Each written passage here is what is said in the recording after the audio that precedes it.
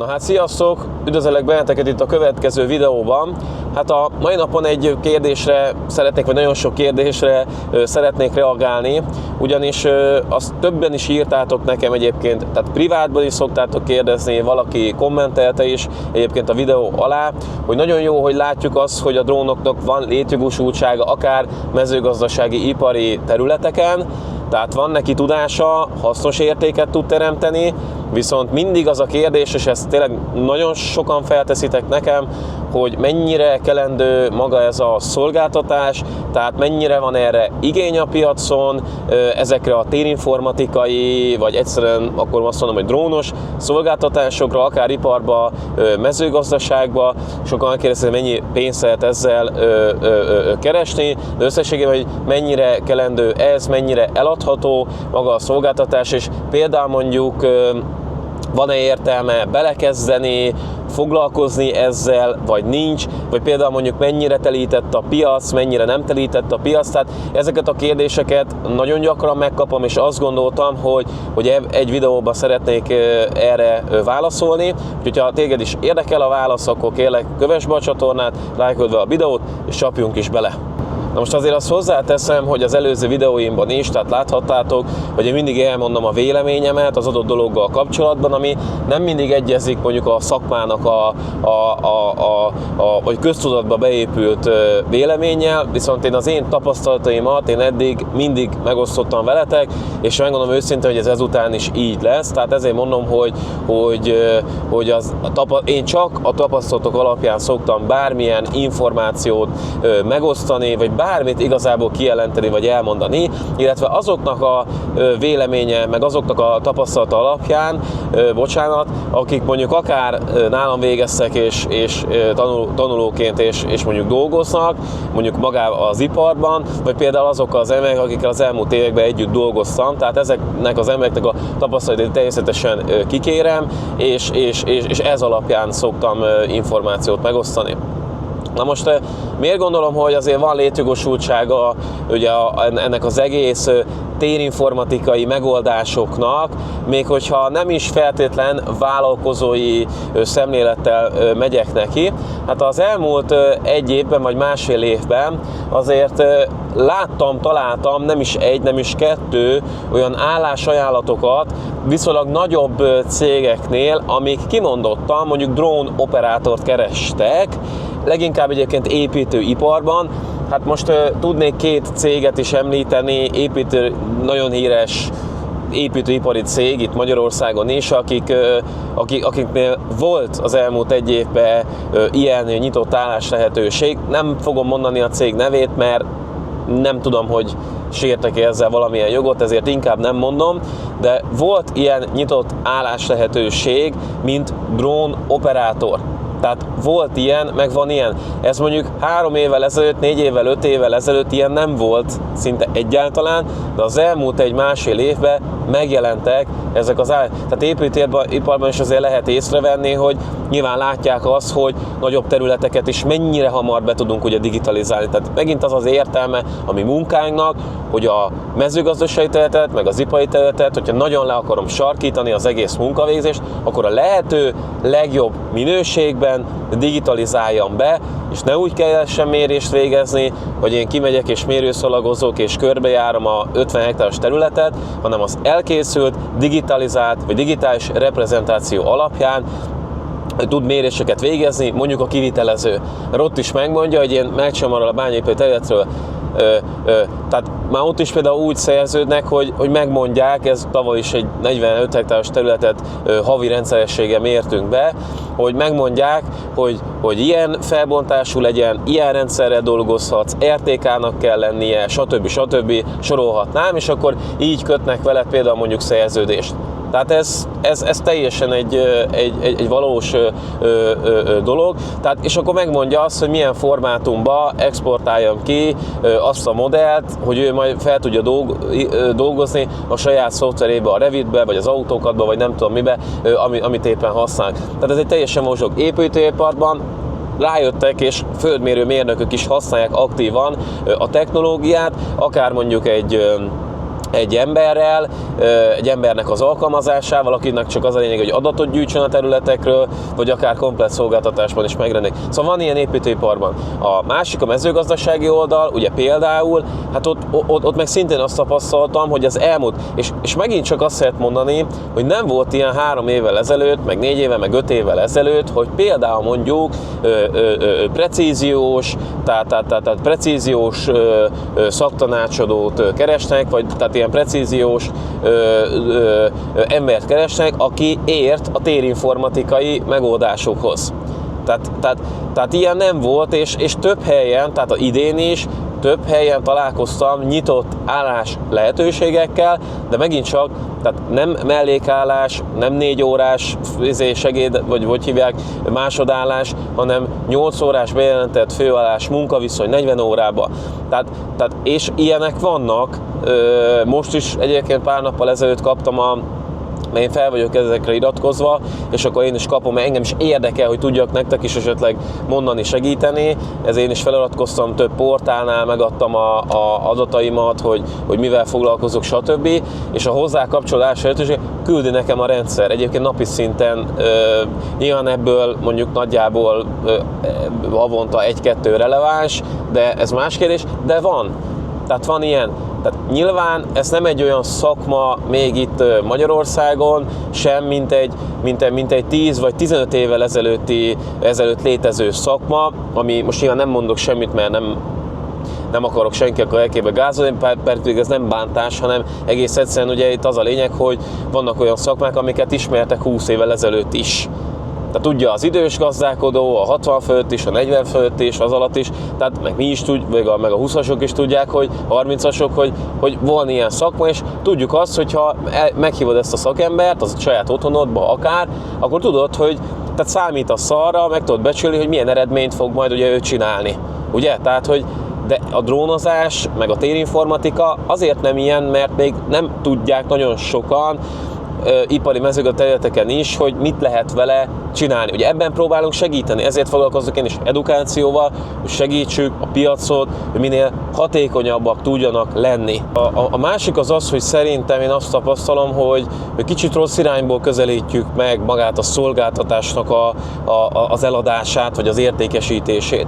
Tehát én azt mindig el szoktam mondani a hallgatóknak is, hogy igazából az érték az a dolog, amit a végén fogsz átadni a gazdálkodónak, a kivitelezőnek, amit az előbb is mondtam, ugye, hogy egy 3D modellt ilyen-olyan formátumban, meg ilyen mérésekkel mondjuk elvégezve, vagy akár jegyzőkönyvezéssel, vagy a gazdának is, hogy hány százalék a hozamkiesés, ugye a területen mekkora károk vannak, hogy fejlődik a növény, hogy nem fejlődik, akár egy tőzszámlálás, ugye, amit múltkor is mutattam nektek, tehát amiért kvázi fizetni fognak a megrendelők, az ügyfelek, az tulajdonképpen az eredmény lesz a végén. Na most és az a baj, hogy ugye, vagy nem baj, csak nyilván ugye én is imádom a drón technológiát, tehát ez rajongok érte. Nyilván, hogyha az embernek a hobbija, a munkája, akkor lehet azt mondani, hogy ugye egy boldogabb életet tud élni, ugye talán, és persze ez így is van, tehát hogy ez tök jó dolog, csak ugye nem feltétlenül a drón éri kvázi a pénzt, tehát az, hogy te mivel csinálod azt a felmérést, tehát hogyha te kézzel számolod meg a töveket, és azt adod el a gazdának, és abból adsz egy tőzszámlálási eredményt, akkor ugye az lesz az érték. Tehát az, hogy te mivel csinálod, az igazából nem feltétlen érdekel mindenkit, ez mondjuk a felméréshez kapcsolódik, mert nyilván mondjuk egy permetezésnél, kiutatásnál ugye azért használunk drón technológiát, mert ugye tudjuk, tehát köztudott, hogy ugye költséghatékonyabb, ugye kevesebb lénmennyiséggel lehet ugye menni, foltkezelésbe tudunk menni, ugye nincs taposási kár, felázás után is megyünk, stb. Tehát, hogy számtalan előnye van ugye a precíziós erőgépekhez képest. Nyilván az se tud mindent, tehát nem tudja kiváltani minden esetben a precíziós erőgépeket, ezt is mindig elmondom, de sok esetben, amikor olyan az időjárás, olyan a környezeti körülmény, akkor természetesen igen. Na most a monitoring drónnál is ugye, hogyha én nem tudom, kézzel venném a növényből a mintát, akkor csak ugye megint ott van, hogy ugye mire én kézzel vennék ugye mintát a növényből, vagy a növényekből, tövekből, hát az eltarthat akár napokig ugye akár egy hektáros területen, drónnal meg ugye nagyjából egy órán belül tudunk információt durván ugye szolgáltatni egy-egy területről, kisebb-nagyobb területről, tehát hogy nyilván ezt tudjuk és elmondtuk, meg láttuk, hogy ennek van létjogosultsága, nem is ezzel akarok benneteket untatni. Tehát a lényeg, hogy én mindig úgy szoktam ezt csinálni, hogy nem a drónt, a 3 milliós drónt akarom eladni, és persze teljesen megértem az embereket, és nyilván azért mondom, hogy megértem, mert hogyha már ennyit beruháztam ugye egy eszközbe, akkor elvárnám azt ugye, hogy ennek jöjjön is vissza az ára, mondjuk minél hamarabb. Tehát viszonylag egy jó befektetés ugye legyen. Tehát nyilván ez értelemszerű, mindenki ugye ezt akarja, viszont én mindig azt tapasztalom, hogy magát a szolgáltatást nem ezzel fogod tudni eladni, hanem az, hogy mivel tudsz értéket teremteni. És én gazdálkodókkal is nagyon sokszor beszélgetek, megkérdezem őket, hogy mit gondolnak erről a dologról, hogy tetszik nekik, nem tetszik nekik, és mindig elmondják egyébként, hogy utána a végén, hogy hát ez tök jó. Én nem tudtam, és mindig ez jön, hogy én nem tudtam, hogy ezzel lehet akár ilyet is csinálni. És ez mindig ez van, és ez nem bántásképp, mert ezzel semmi gond az ég egyet a világon egyébként nincsen, hogy nem ismerik azt, hogy mit tud az eszköz, de pont ez az, hogy úgy nem fogják megrendelni a szolgáltatást, hogy azt se tudják, hogy igazából mi lesz az eredmény a végén. Tehát ezt nem fogják tudni megmondani, és ezért nem mernek belemenni, hogy megrendeljék, hanem itt nekünk még valamilyen szinten az elején egy edukációs tevékenységet kell folytassunk, és én azt szoktam javasolni, hogy merjetek beszélgetni, merjetek kérdezni. Tehát, hogyha látja az ügyfél, hogy te az ő kérdéseire szeretnél választ adni, és megoldásra nem feltétlen fogod te tudni éppen, amikor bemész a kapun, hogy akkor most ez meg az. Nem biztos, hogy fogsz tudni válaszolni, mert sokszor én sem tudok válaszolni mindenre rögtön, mert nincs nekem se akkora tapasztalatom, mondjuk abban a témában feltétlen. De ez nem baj. Ez nem baj, ez igazából azon fog múlni, hogy te akarsz-e segíteni, akarod-e megválaszolni, vagy nem. És azért, mert egy dologra nem tudsz válaszolni, mert jön valami nagyon durva kérdéssel, amit mondjuk tudod, hogy a drón nem fog tudni megválaszolni. Semmi baj, el lehet mondani, hogy ezt nem tudja, de viszont ezt a másik 5 dolgot, amire ő rákérdezett, azt tudni fogja. Tehát ami nagyon odafigyeljünk, hogy amikor mondjuk csak azért mondok valótlanságot, állítok valótlanságot, hogy én el akarom adni a szolgáltatásomat, sose vezet jó eredményre. Több gazdálkodóval is beszéltem, aki át lett vágva, csúnyán fogalmazva, át lett vágva, mert valótlanságot ígértek nekik, és azt, amit ő kérdezett, arra nem válaszoltak. Ezért alakul ki egy szkeptikusság azzal a témával kapcsolatban, és ezért utána nyilván megbélyegez téged is, a másik embert is, meg azt is, hogy majd az is hülyeséget fog csinálni. Tehát amikor kérdeztétek, hogy ugye milyen a piac, hát nyilván zajos. Tehát pont ezért zajos, mert nyilván sokan foglalkoznak vele, tisztában vagyok vele, látom, én is látom, hogy egyre többen foglalkoznak vele, de sokan csak azt várják tőle, hogy ebből akarok meggazdagodni, és azokat se bántam egyébként, mert nagyon sok médium, most fogalmazok így, jó? Tehát nagyon sok médium ezt ígéri nekik. És akkor most ezt én így zárójelbe tettem, nagyon sokan nem fognak ezért szeretni, de igazából én úgyis elmondom a véleményemet, amit én gondolok, aztán mindenki majd elrakja, ahova szeretné. Tehát nagyon sok médium, így fogalmazok, hogy médium, ezt ígéri nekik, és ez igazából ez a dolog nem vezet szerintem jóra. És abban az esetben, hogyha akár egy gazdálkodónak is nem azt mondod, hogy ott a 3 milliós gép, és én ezt nézd meg, itt van, milyen fasza, mert rá fog nézni, és azt mondja, hogy persze tök szép, meg minden, hát jó az, de az, hogy megrendelje a szolgáltatást, nem fogja megrendelni azért, mert jól néz ki a gép. Tehát az, hogy jól néz ki a gép, az nyilván egy tök jó dolog, de nem ez fogja a pénzt hozni majd a végén, hanem az eredmény.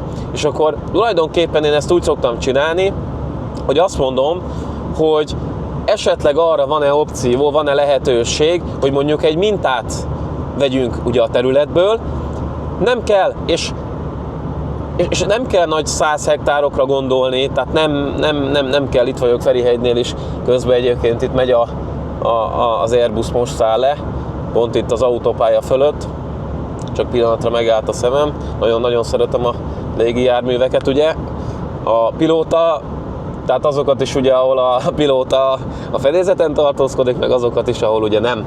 Nyilván én is volt időszak, amikor gyerekként is rajongtam ezekért a dolgokért.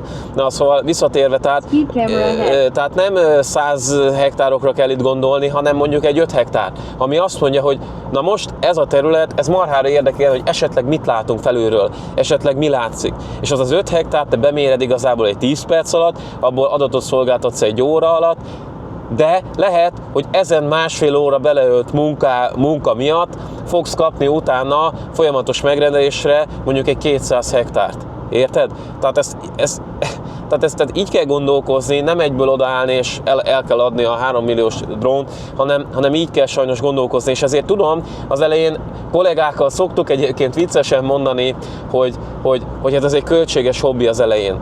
És ez valamilyen szinten igaz. Tehát én mindig elmondom az, aki nálam tanul, annak is, hogy ha nincs olyan helyed, tehát nem vagy esetleg valahol olyan benfentes, hogy egyből el tudsz helyezkedni, meg van esetleg akkora kapcsolati tőkét, hogy egyből, akkor nyilván ennek van egy idő, egy folyamat, ez egy vállalkozás, benne van a nevében ugye a dolog, ez olyan vállalkozás, aminek kell idő, hogy kiforja, de hogyha foglalkozol vele, és mész utána, és akarod, és csinálod, és tanulni akarod, mert ez egy folyamatos tanulás. Én is csak onnan tudok ezeket a dolgokat, se egy szakmai oldalról nem mondják el, jó, lehet olvasgatni, vannak száraz anyagok, de a valós tapasztalatokat nem mondják el igazából sehol. Azt te fogod valamilyen szinten kitapasztalni, én is saját magamnak tapasztaltam ki, és abból fogsz tudni gazdálkodni.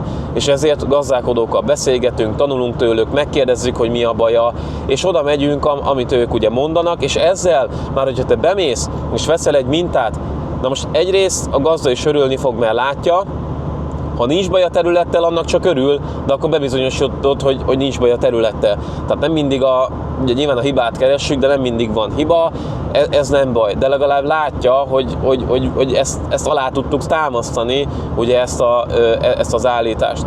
Tehát ez nagyon fontos. Tehát kérdésre kell válaszolni, nem kell több 100 hektárokra gondolni, pár hektárra kimegyünk, és ezen nagyon sok múlhat. Ezen múlhat egy kapcsolat, egy több ezer hektáros, akár több 100 hektáros együttműködés ezeken. Tehát bemegyek, mintát veszek, nem egyből eladom. Ja, és a másik dolog, ugye lesz referenciát. Tehát nyilván az fontos, hogy legyen referenciája az embernek. Azt tapasztalom egyébként a piacon, megint csak nem megbántva senkit, hogy sokan úgy akarnak munkát szerezni, hogy megvették a drónt, csináltak egy weboldalt, kiírnak 30 dolgot, hogy én ezt meg azt tudom csinálni, de valós, gyakorlati tapasztalatuk egyébként nincsen. És amikor megkérdezik tőlük, hogy na akkor ezt meg tudjuk csinálni? Ezt hogy csináljuk? Hát, és akkor nem tud rá válaszolni, mert még nem csinálta soha. Tehát én azt szoktam javasolni, hogy elég 2 szolgáltatással elindulni, de csak olyan szolgáltatással induljál el, amit te már csináltál, amit te már végeztél, amit már be tudsz mutatni, amiből összeraktál egy 2 oldalas PPT-t, amit át tudsz küldeni, amit fel tudsz mutatni, hogy ezt meg tudtad csinálni. Gazdálkodók se várnak el egyébként olyan nagy dolgokat egyébként, tehát hogy nem kell olyan brutál atomfizikai dolgokra gondolni. Tehát ha 1-2 dolgot már meg tudsz mondani, az már nagyon sokat tud segíteni nekik adott esetben az idényben, tehát nem kell nagy dolgokra gondolni, de elvárják, hogy abból valamekkora tapasztalat esetleg legyen, ha már pénzt kérsz a szolgáltatásért. És ezt azért mondom, úgy lehet csinálni, hogy elmegyek, beszélgetünk, körbejárjuk a területet, megnézzük, hogy mi van ott. Én szeretem a kultúrát is megvizsgálni, hogy mi van esetleg a területen, mire számíthatunk. Tehát, hogy lássák azt, hogy érdekel téged nem csak az érdekel, hogy repülgetek, pénzt kapok, hanem érdekeljen az, hogy az ő problémájával mi van. Ez nagyon fontos szerintem, és ez fontos. Tehát, és ebben látják azt, hogy érdekel téged is az, hogy teljesít a terület, meg hogy jobb legyen. Tehát, hogy jobb legyen, költséghatékonyabb legyen, optimalizáltabb legyen, inputanyag optimalizáltabban, és összességében jobb legyen. Tehát ezt tudom mondani, és ez fontos. Ez nagyon fontos szerintem. Viszont ugye egyenlőre nyilván itt a piacot nézve, tehát az építőipar persze, hát nem is az építőipar, de mondjuk maradjunk annyi, hogy az ipar az egy erősebb ágazat, mert például mondjuk egy hőkamerás rendszer már régen is volt. Volt 10 évvel ezelőtt is. Nyilván egy rosszabb minőségben, felbontásban, de volt. Tehát a technológiának a technológiának a tudását azt kvázi ismerték, vagy elismerték, és tudták azt, hogy milyen dolgokra lehet alkalmazni.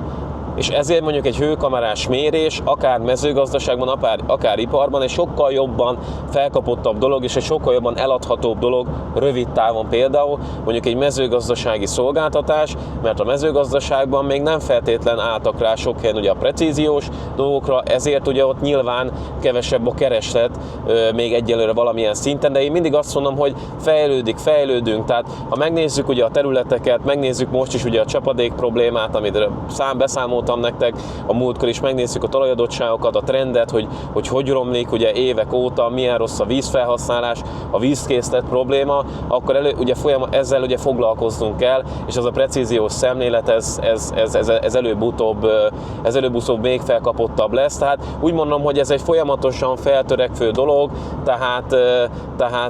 tehát ez egyre nagyobb hírt fog kapni, és egyre jobban kellendőbb lesz. Tehát én azt látom, most még mindig az én tapasztalataim azt mutatják, hogy azért még mindig az ipari szegmens, akár mondjuk egy energetika, az egy sokkal inkább húzóbb ágazat, mondjuk itt a drónozáshoz kötődő munkavégzések esetében is, mint mondjuk mezőgazdaságban. Tehát ez még most is így van, valószínűleg ez még így is lesz egy darabig, de így kell hozzáállni, hogy tanulni akar az ember. De most nagyon sokan ugye mondom, megveszik a gépet, és egyből ugye ezzel akarnak.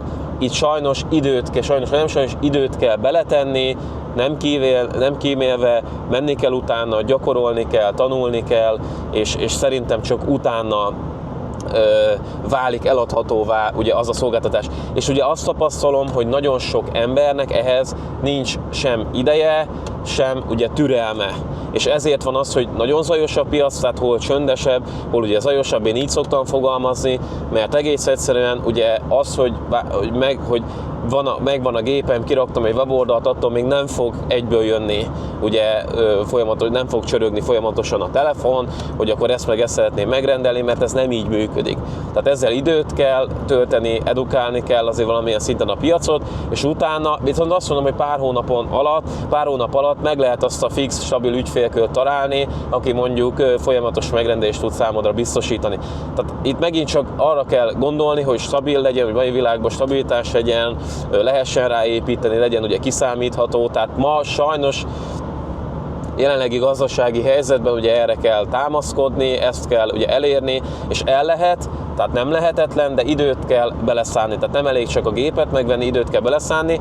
Én egyébként természetesen a drónsulinál, ugye az én saját iskolámba, ugye ezeket nyilván tanítom és elmondom, szintén csak saját tapasztalatok alapján, hogy hogyan érdemes kezdeni, hogyan érdemes csinálni, ügyfélutat intézni, hogy esetleg minél hamarabb tudjon megtérülést hozni neked az a befizetett összeg. Egyrészt az, amit ugye nyilván az én kurzusomra kifizetsz, meg egyrészt amit mondjuk a gépre kifizetsz, az eszközvásárlásra kifizetsz. Tehát én nyilván ezekről is beszélek, nagyon sokat, hogy ezeket hogy szoktuk csinálni, és hogy érdemes. Tehát én erre felkészítést, hát valamilyen szinten nyilván én sem vagyok ebben profi, nem vagyok értékesítési vagy értékesítő szakember, természetesen, de az elmúlt években szedtem össze annyi tapasztalatot, hogy esetleg annak sokkal jobban tudok segíteni, vagy tudok segíteni, aki esetleg teljesen kezdő, akár a vállalkozás működésével kapcsolatban, akár ugye egy teljesen új